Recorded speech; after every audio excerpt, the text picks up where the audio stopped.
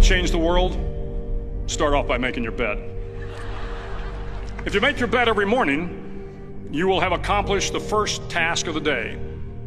It will give you a small sense of pride, and it will encourage you to do another task, and another, and another. And by the end of the day, that one task completed will have turned into many tasks completed. Making your bed will also reinforce the fact that the little things in life matter. If you can't do the little things right, you'll never be able to do the big things right. And if by chance you have a miserable day, you will come home to a bed that is made, that you made. And a made bed gives you encouragement that tomorrow will be better. To pass SEAL training, there are a series of long swims that must be completed. One is the night swim. Before the swim, the instructors joyfully brief the students on all the species of sharks that inhabit the waters off San Clemente. They assure you, however, that no student has ever been eaten by a shark, at least not that they can remember. But you are also taught that if a shark begins to circle your position, stand your ground. Do not swim away. Do not act afraid. And if the shark, hungry for a midnight snack, darts towards you, then summons up all your strength and punch him in the snout, and he will turn and swim away. There are a lot of sharks in the world. If you hope to complete the swim, you will have to deal with them. So if you want to change the world, don't back down from the sharks.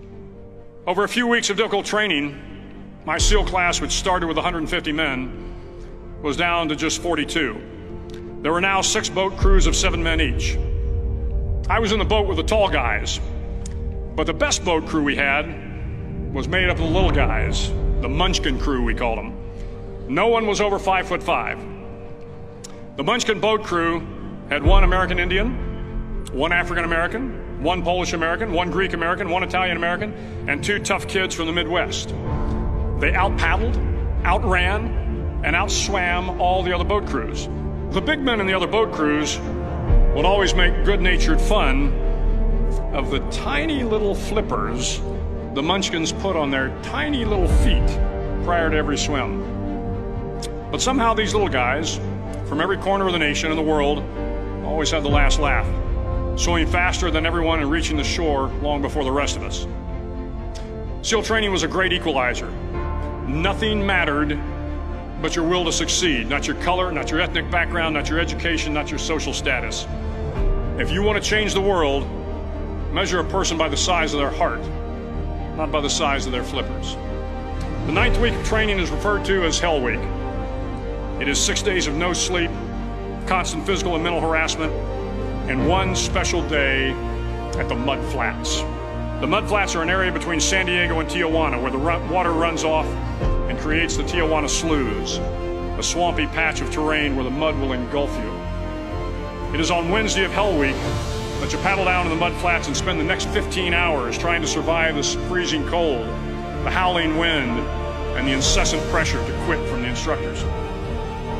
As the sun began to set that Wednesday evening, my training class, having committed some egregious infraction to rules, was ordered into the mud. The mud consumed each man till there was nothing visible but our heads. The instructors told us we could leave the mud if only 5 men would quit. Only 5 men, just 5 men, and we could get out of the oppressive cold. Looking around the mud flat, it was apparent that some students were about to give up. It was still over 8 hours till the sun came up. 8 more hours of bone-chilling cold. The chattering teeth and the shivering moans of the trainees were so loud, it was hard to hear anything. And then one voice began to echo through the night. One voice raised in song. The song was terribly out of tune, but sung with great enthusiasm. One voice became 2, and 2 became 3, and before long, everyone in the class was singing.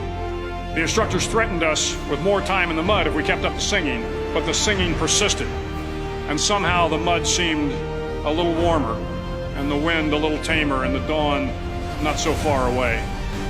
If I have learned anything in my time traveling the world, it is the power of hope. The power of one person, a Washington, a Lincoln, King, Mandela, and even a young girl from Pakistan, Malala. One person can change the world by giving people hope. So if you want to change the world, start each day with a task completed. Find someone to help you through life. Respect everyone. Know that life is not fair and that you will fail often. But if you take some risks, step up when the times are the toughest, face down the bullies, lift up the downtrodden, and never ever give up. If you do these things, the next generation and the generations that follow will live in a world far better than the one we have today. And what started here will indeed have changed the world for the better.